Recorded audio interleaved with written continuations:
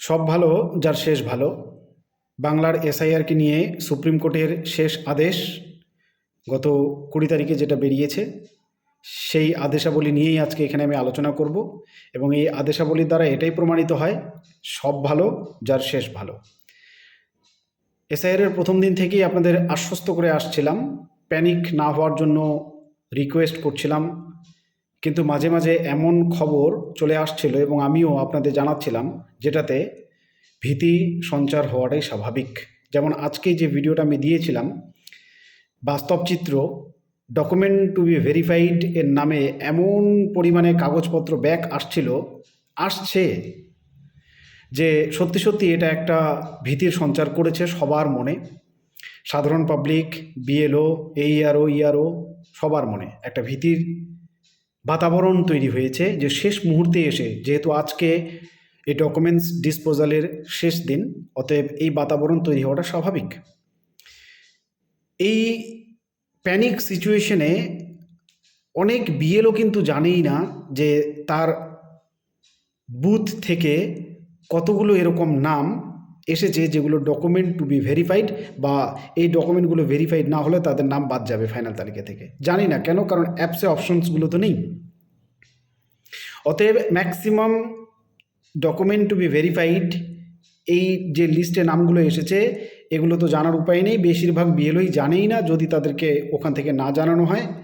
সময়সীমাও নেই, আজকেই শেষ, ওদের কাজ করার সময়সীমা সীমিত। অতএব এই কাজগুলো ম্যাক্সিমামটাই হবে না এবং বেশিরভাগ মানুষের নাম বাদ যাবে। এখানেই এই আশার আলোটা সুপ্রিম কোর্ট আমাদের দেখাচ্ছে। আমি নোটিশটা নিয়ে আলোচনা করছি, খুব গুরুত্বপূর্ণ 7টা পয়েন্ট রয়েছে সেই নোটিশে। প্রত্যেকটা ধরে ধরে আপনাদের খুব সংক্ষেপে আমি বলার চেষ্টা করেছি কি রয়েছে সেই নোটিশগুলোতে। চলুন আমরা নোটিশটা দেখে নিই। তার আগে আপনাদের জানিয়ে রাখি, 28 তারিখ ফাইনাল তালিকা পাবলিশ হওয়ার পরে যাদের নাম বাদ যাবে, থাকবে না, সেই তালিকায় আমিও থাকতে পারি।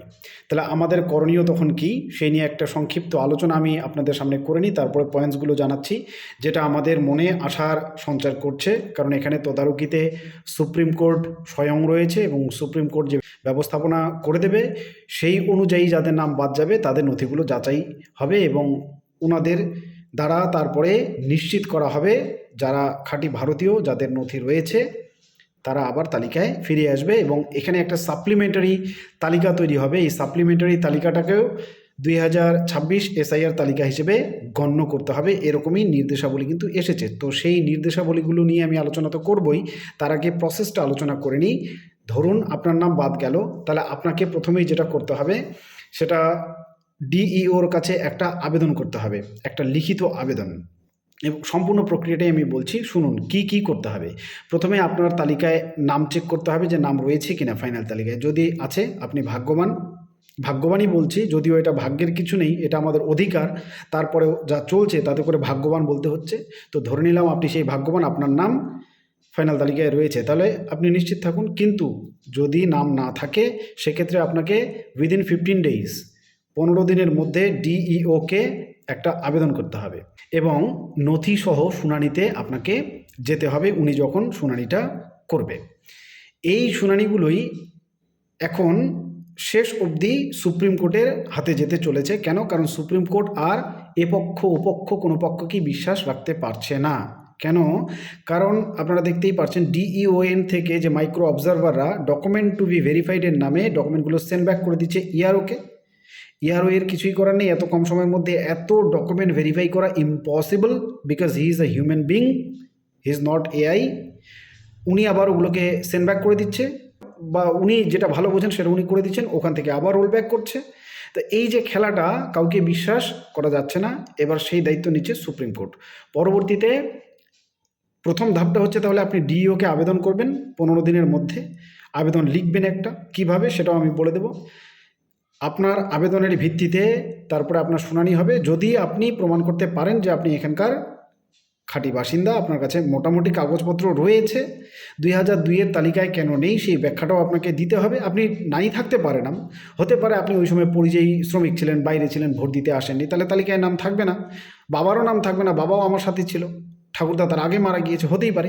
এই ব্যাখ্যাগুলো আপনাকে দিতে হবে এবং পারলে সেটা লিখিত আকারে। ডিইও সমাধান করবে। যদি না করে তাহলে সিইওর কাছে 1 মাসের মধ্যে আপনাকে আবেদন করতে হবে।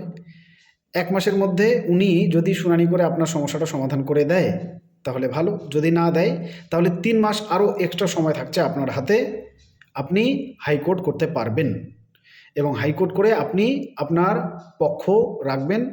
হাইকোর্ট বিচার করবে, যদি আপনার যথাযথ প্রক্রিয়া সঠিক রয়েছে তাহলে আপনাকে তালিকায় আবার ফিরিয়ে দেবে। এই যে এত লম্বা প্রসেসটা, এই প্রসেসটা এবার সংক্ষিপ্ত হতে চলেছে সুপ্রিম কোর্টের নতুন আদেশগুলোর বলে। সুপ্রিম কোর্ট এবার কমিটি তৈরি করে দিচ্ছে এবং যতগুলো জাজেস রয়েছে, অসংখ্য সম্মানীয় জাজেস রয়েছে, অসংখ্য, আমি যখন নোটিশটা আপনাদের দেখাবো, এই নোটিশটা আমি আপনাদের দিয়ে দেবো এসআইআর সেন্সাস পেজে, ওখান থেকে আপনারা নিয়ে নিন ওখানে। তাহলে আপনার অনেকগুলো জাজেস, তো আমি পড়তে গেলে অনেক লম্বা হয়ে যাবে ভিডিওটা, অত লম্বা করতে চাইছি না।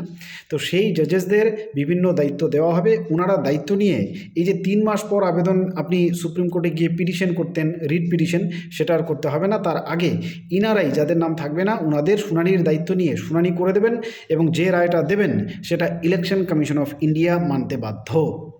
এবং এই ফাইনাল তালিকা পাবলিশ হওয়ার পরেই কিন্তু কাজটা হবে।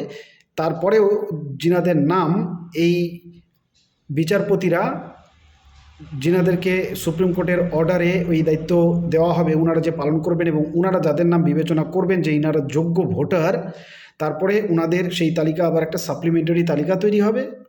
সেই সাপ্লিমেন্টারি তালিকাও will be considered as SIR list 2026, অর্থাৎ 2026 সালের যে এসআইআর তালিকা হিসেবে সেটাকেও গণ্য করতে হবে। এটা সুপ্রিম কোর্টের অর্ডার, একদম পরিষ্কার। এখানেই আমরা আশ্বস্ত হতে পারছি যেহেতু সুপ্রিম কোর্টের নজর রয়েছে।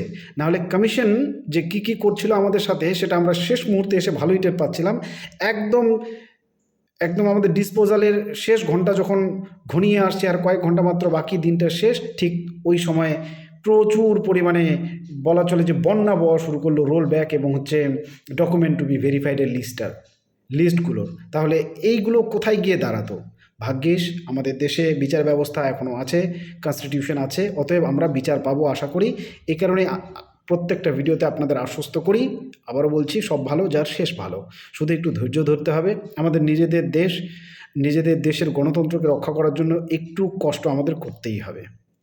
এবার নোটিশটা আপনাদের বোঝাচ্ছি যে 7টা পয়েন্ট রয়েছে, সেই 7টা পয়েন্ট, অনেকগুলো জাজেস রয়েছে। আমি নোটিশটা এখানে পড়বো না, পড়লে অনেক লম্বা হয়ে যাবে। সেই নোটিশটা আমি আমার যে টেলিগ্রাম চ্যানেল রয়েছে সেখানে দিয়ে দিচ্ছি এবং ফেসবুক পেজে দিয়ে দিচ্ছি, আপনারা ওখান থেকে পেয়ে যাবেন। শুধু বলছি, এই সাপ্লিমেন্টারি তালিকা যারা তৈরি করবেন, অর্থাৎ যাদের নাম ফাইনাল তালিকায় থাকবে না, তাদের নাম নিয়ে পুনর্বিবেচনায় যারা বসবেন, তাদের মধ্যে রয়েছেন বিভিন্ন প্রকার জাজেস, যেমন অনেক চিফ জাজেস, অ্যাডিশনাল জাজেস, স্পেশাল কোর্ট জাজেস, এছাড়া আরও অসংখ্য যতগুলো প্রায় জাজেস রয়েছেন, সম্মানীয় জাজেস, সবাইকে এই কাজে নিযুক্ত করতে বলা হয়েছে। এবং এই যে নোটিশের পয়েন্টসগুলো আমি আপনাদের বাংলায় বলবো, এখান থেকে আপনারা নিশ্চয়ই পরিষ্কার বুঝতে পারবেন যে কি কি আদেশ সুপ্রিম কোর্ট দিয়েছে। আজকে অর্থাৎ 21 তারিখ থেকে যতজন জাজেস ছুটিতে রয়েছেন, সেটা যে কোনো প্রকার ছুটি হোক, শুধুমাত্র মেডিকেল লিভ ছাড়া সমস্ত ছুটিকে ক্যান্সেল করা হলো। অর্থাৎ যুদ্ধকালীন তৎপরতায় কাজ করতে বলেছে সুপ্রিম কোর্ট মানুষের গণতান্ত্রিক অধিকারকে রক্ষা করার জন্য। অতএব আপনারা কিছুটা আশ্বস্ত থাকতে পারেন।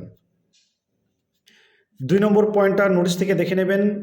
2 নম্বর পয়েন্টে বলা হয়েছে যে কোনো প্রকার ছুটিকে ক্যান্সেল করে 23/2/2026 মধ্যে যারা ছুটিতে রয়েছেন ওনাদের ডিউটিতে জয়েন করতে বলা হয়েছে। 23 তারিখের মধ্যে, আজকে 21, সোমবারের মধ্যে সবাইকে স্বপদে জয়েন করতে বলা হয়েছে, শুধুমাত্র মেডিকেল ইমার্জেন্সি ছাড়া। ফাস্ট ট্র্যাক কোর্টের যে সমস্ত জাজেরা রয়েছেন ওনারা যদি ছুটিতে থাকেন, ওনাদের সমস্ত ছুটিও 9/3/2026 অবধি ক্যান্সেলড, অর্থাৎ মার্চ মাসের 9 তারিখ অবধি ওনারাও কোনো ছুটি পাচ্ছেন না। বুঝতেই পারছেন কতটা ইমার্জেন্সিতে সুপ্রিম কোর্ট দায়িত্ব নিয়ে কাজটা করতে চাইছে। যে সমস্ত জাজেরা ট্রান্সফার পেয়েছেন এবং অ্যাপয়েন্টমেন্ট পেয়েছেন ট্রান্সফারের, হয়তো পরবর্তীতে জয়েন করতেন কিছুদিন পরে, সেই সময়টা দেওয়া হয়নি। অর্ডার দেওয়া হয়েছে 24 তারিখের মধ্যেই, 4 নম্বর পয়েন্টে বলেছে এটা, 24 ফেব্রুয়ারির মধ্যেই ওনাদেরকে স্বপদে জয়েন করতে বলেছে। তারপরেই ওনারা জয়েন করার পরেই ওনাদেরকে কিন্তু আবার নতুন দায়িত্ব দেওয়া হবে। এই যেই কাজটার কথা সুপ্রিম কোর্ট বলতে চাইছে, সেই দায়িত্বগুলো তাদের মধ্যে ভাগ করে দেওয়া হবে। ডিস্ট্রিক্ট জাজেস পদে যাদেরকে ট্রান্সফার করা হয়েছিল তাদের 27 বা তার পরবর্তীতে জয়েনিংয়ের ডেট ছিল, ওনাদের সেই জয়েনিংয়ের ডেটকে এগিয়ে এনে 26 তারিখের মধ্যেই জয়েন করতে বলা হয়েছে। এটা 5 নম্বর পয়েন্টে আছে। 23/2/2026 থেকে 9/3/2026 অবধি ওয়েস্ট বেঙ্গল জুডিশিয়াল একাডেমি এর অধীনে যদি কোনো জুডিশিয়াল অফিসারের কোনো প্রকার ট্রেনিং বা সেমিনার থাকে সেটাকেও ক্যান্সেল করা হয়েছে 6 নম্বর পয়েন্টে। এবং সর্বশেষ 7 নম্বর পয়েন্টে বলা হয়েছে উপরে এই যে 6টি নির্দেশাবলী দেওয়া হলো, এই 6টি নির্দেশাবলীকে যথাযথভাবে মান্যতা দেওয়ার জন্য যে কোনো নির্দেশ যখনই আসবে সেটাকে সিরিয়াসলি বিবেচনা করতে হবে। তাহলে আশা রাখছি যে খবর আপনাদের দিলাম এতে করে যে সিঁদুরে মেঘ জমা শুরু করেছিল সেটা ধীরে ধীরে কাটবে।